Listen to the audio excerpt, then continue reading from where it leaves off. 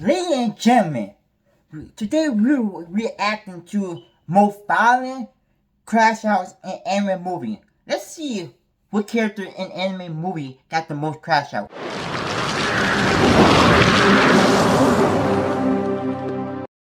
Some characters are accused of going too far, but sometimes it's just them hitting their limit. These are the most valid crash outs in animated movies, starting with Mr. Wolf from The Bad Guys, the moment he snaps on Marmalade and goes full feral. Are you too picky? You little pouchy cheeks! Hey, people did start asking, saying, hey, Wolf is a good guy, but then when he go on Marmalade, they say, nah, he always gonna be a bad guy. He's never gonna be a good guy. This one hits different when you realize what Wolf was actually trying to do. Wolf wasn't faking being good. He genuinely wanted to change. For the first time in his life, he thought maybe he didn't have to be the villain everyone expected him to be. He believed in it. He trusted Marmalade. He put everything on the line because he truly thought someone finally saw him as more than just the big bad wolf. And Marmalade didn't just betray him. He humiliated him. When you always a criminal, people always going to expect you to be a criminal. They never expect a criminal to change good. Nobody will ever say, hey, that person is a good guy. That person will all be good no matter what. Wolf's entire arc is about fighting the assumption that he's a villain. Society sees a wolf and immediately sees a criminal. It doesn't matter what he does. And for once, he tried to prove them wrong. He did the right thing. He chose to be good. And that choice is exactly what Marmalade used to destroy him. Marmalade frames Wolf so perfectly that everyone instantly believes it. Of course they do. He's a big bad wolf. They were waiting for him to mess up. And the worst part is Marmalade isn't just evil. He's smug about it. He enjoys watching Wolf realize the truth. He enjoys watching him break. That's what pushes Wolf over the edge. Because it's one thing to be betrayed, it's another thing entirely to be betrayed by someone who takes pleasure in it. So when Wolf snaps and lunges at him, it's not just anger, it's years of being judged, years of trying to be better, and years of realizing the system was never going to let him win, exploding all at once. Wolf's crash out wasn't a relapse. It was the natural response to being punished for doing the right thing. Think about it. Your whole life, people judge you. They say you're dangerous, that you not. Your whole life, you heard people judge you for everything. Judge you for trying to be good, trying to change your life. And every second of the day, you get told you'll never change, you'll never be different. You're a lost cause. Then someone comes along and makes you believe you can change, that you can be better than what everyone says. And then you find out the truth. They never believed in you. They used you. They needed someone to blame, and they chose you because everyone would believe you were guilty. Come on, that's enough to make anyone lose it. Wolf didn't snap because he was evil. He snapped because he trusted the wrong person. And when betrayal hits someone who's already hurting, it gets a lot darker. Which brings us to someone who didn't just lose trust. He lost his entire family.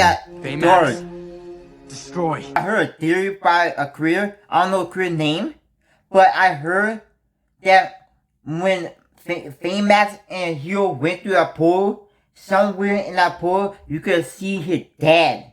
Alright? But they never talk about the dad or the mom throughout the whole show. Speak about that. At this moment that he knew.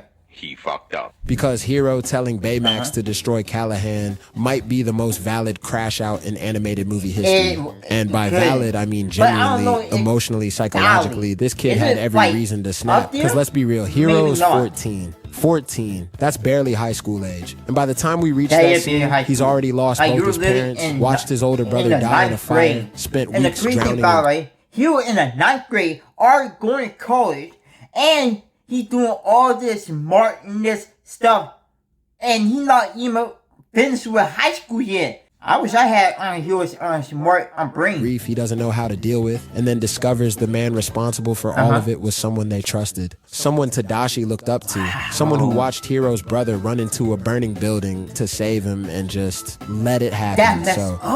When Hero throws out Baymax's healthcare chip and tells him to destroy Callahan, that's not a villain. That's a breakdown. And honestly, you can't blame him. Hero is just a kid, but he's carrying trauma most adults would struggle to handle. He loses his parents at a young age. So right from the start, he's dealing with the level of grief most people don't face until much later in life. Then Tadashi dies. And Tadashi isn't just his brother, he's his best friend. Like, yes, he cool and happy that he still got his aunt, right? It's good that he got an aunt, but he lost his mom and dad before he even got 14, and he saw his brother die right in front of his face. That would definitely traumatize someone and make someone actually crash out. His role model, his entire support system. He's the one who believed in brother Hero. wasn't his So role when model. Hero His brother realizes was the someone one is who misusing kept his him out of microbots, trouble. he finally has His a brother purpose was the one again who to told him uncover the truth to behind the actually accident. Except when he gets do those what answers, he it's loved to far do worse than he and imagined. Because the person turn behind it into all his isn't some dream. random Without villain, his it's brother, Callahan. Hero Professor felt like he was Callahan, the nothing. man Tadashi admired, the mentor who inspired him, the person Tadashi ran into a burning building to save. So when Hero learns the truth, that betrayal hits different. Tadashi didn't die in a random accident. He died saving the man who caused the fire. The man who staged the entire thing to fake his own death and steal. Yeah, the only reason why he staged all this, because he wanted you, Hero microchip, because he knew that his daughter was still in that portal. Hero's invention. That means Tadashi's death wasn't just a tragedy, it was a waste. He died for someone who didn't deserve it in the first place. But what really makes Hero snap isn't just discovering Callahan is alive. It's what Callahan says when Hero confronts him. There to save You you. That was his mistake. This man shows zero guilt, zero remorse. Like Tadashi's life didn't matter. Like his sacrifice meant nothing. And when Callahan dismisses Tadashi like he was nothing, all the grief Hero's been bottling up, all that pain, confusion, and rage has nowhere else to go. Sure, Callahan lost his daughter. That's tragic. But using that loss as an excuse to put an entire city in danger and to dismiss the life of a kid who died trying to save you, that's not grief. That's cruelty. And that's what makes Hero's rage feel less like a loss of control and more like the only reasonable response. Because if anyone in animated movie history deserved a crash out, it was Hero, a 14-year-old orphan with... If anybody here found a way to actually crash the out, Hero need to be on the top of the list. Hero have a valid reason to freakily crash out on someone and want someone dead. Number one crash out. Looked him in the eye and said it didn't matter. Yeah, valid reason. And do you know what else is valid? You were this close to losing your... Bob throwing his boss through a wall because he had it coming. Bob's entire identity was taken from him. Being a superhero wasn't just a job, it was who he was. Saving people gave his life meaning. And then the world made it illegal. Imagine being the best at something you were born to do. And then society just bans it and tells you to figure something else out with your life. That's Bob's life after the superhero relocation program. So instead of saving lives, he's stuck working in an insurance company, which is already depressing. But it's not just insurance, it's a system designed to deny people help. His job is to find reasons not to cover claims, to actively screw over vulnerable people. He goes from pulling people out of burning buildings to telling them their medical bills won't be covered, and Bob tries to make it work. He even risks his job to help that old lady navigate the system so she doesn't lose everything. Because deep down, he's still a hero. He can't turn it off. But his boss is the total opposite. His boss represents everything wrong with the system. He's not just enforcing policy, he's cruel about it. He pressures Bob to follow procedures that hurt people instead of helping them. Then comes the breaking point. Bob sees a man getting mugged right outside the window. His instincts kick in. He's halfway out of his chair, and his boss tells him to sit down. Don't intervene. Don't help. Just let it happen. That moment breaks him because it proves... So you're telling me that Bob can't even be a hero if he wanted to. He can't even help out in society. Like, what is he supposed to do? To sit there, file the papers, sit there, and just do labor work? The world doesn't just want him to stop being a hero. It wants him to stop caring. So when his boss threatens to fire him for caring too much... Stop right now! Oh, now I get it. Now I get Bob it. snaps. 15 years of suppressed strength, suppressed purpose, suppressed identity, all of it comes out in one throw. And honestly, he's lucky Bob only threw him through a wall and not out the window. Yeah. Speaking of luck... Hey, I'm lucky it wasn't glass. I'm lucky Bob didn't try to kill him. Because at that moment, Bob actually did feel like he actually needed to go Omega, Mr. Incredible way and actually flip out on him. May from turning red hasn't had much of it ever since she discovers she can transform into a red panda whenever she loses control of her emotions. And her crash out at Tyler's birthday. Do you know Valid Crashouts? Now, Wolf and Hero, cool.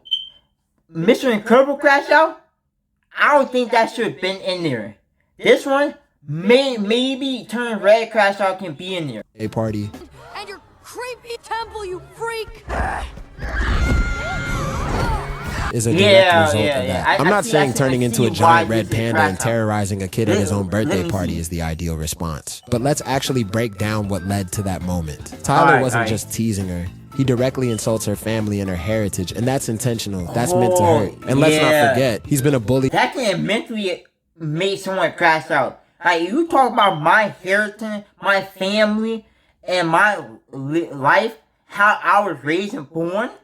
Hey, I'm crashing the fuck out of you. The entire movie. He mocks May, embarrasses her in class, and makes fun of her at every opportunity. He's not some innocent kid. He literally blackmails her into showing up to his birthday party as the panda, holding the fact that he didn't tell her mom about the concert money she's raising at school. By the time May finds out the concert is on the same night as a family ritual her mom has been planning, she's already emotionally maxed out. Imagine being a teenager with an uncontrollable ability to turn into a giant red panda, juggling your mom's expectations, your friends' plans, and a full-on identity. Like, when you gotta juggle what your parents say and their expectation, you gotta follow their rules, their style, and not have a life or dream, it's hard to actually do that. Crisis while working nonstop to raise money for a concert. Then you're forced to attend the birthday party of the kid you hate most, only to realize the entire plan you and your friends worked toward is about to fall apart. And on top of all that, the same bully decides to mock your family in front of a crowd. Yeah, I do more than what she did. So, when May attacks Tyler after he insults her family, yes, it's extreme, but it's also the result of constant pressure piling up all at once. He doesn't just insult May, he insults her mom, her culture, her heritage. That's a direct attack on something deeply personal. She was pushed past her limit. Honestly, you can't blame her for crashing out. If you actually watch the build-up, May's reaction makes complete sense. She's a kid under pressure from every direction. Her mom expects... May build up so much. Mom expect her to get straight A's. Mom expect her to be something that she don't want to be, and she want to do her own thing. But mom say, nah, that's not gonna work out. You're gonna do this. Perfection. Her friends expect loyalty. She expects herself to have everything figured out, and every intense emotion literally turns her into a giant animal. That's a lot. So when Tyler, who's been targeting her for weeks, decides to insult her family in public, yeah, she lost it. And the one who really lost it was Woody. His meltdown at the gas station might be one of the most emotionally justified breakdowns in animated movie history. When you really look at what led to this moment, it's clear Woody doesn't snap at Buzz just because he's the new favorite toy, although that is part of it. He breaks because he's overwhelmed by jealousy, fear, and desperation, right in the middle of an identity crisis. What he's saying is Woody crashed out because he's doing that Buzz is taking over his life and taking over everything that he built with Andy. Think about it. For years, Woody has been Andy's favorite. That isn't just a perk, it's his entire sense of self. It gives him value and purpose. He's the leader of the toys, the one Andy loves most, the one who gets to sleep on the bed. So when Buzz shows up and takes that away, Woody doesn't just feel replaced. He feels like he no longer matters. Meanwhile, Buzz is living in a complete alternate reality. He genuinely believes he's a real space ranger on a mission to save the galaxy. He's delusional and everyone else is just entertained by it. Woody sees this clearly. And yeah, Woody shouldn't have tried to knock Buzz behind the desk, but when Buzz gets knocked out the window, it makes everything worse. To the other toys, Woody doesn't just look jealous, he looks guilty. They think he did it on purpose. Everything falls apart at once. And on top of all that, Woody still has to go find Buzz to prove his innocence. By the time they reach the gas station, Woody has been running on pure stress and anxiety for almost an entire day. He's been accused of murder by his friends. He's been separated from Andy. Like, even if you didn't mean to actually knock or kill someone, you're going to still get accused of it because they assume that you felt like you're jealous of that person, or you're jealous that that person is taking the sunlight and the star power. He's stuck with the one toy who caused all of this, and Buzz isn't helping. Because of you, the security of this entire universe is in jeopardy.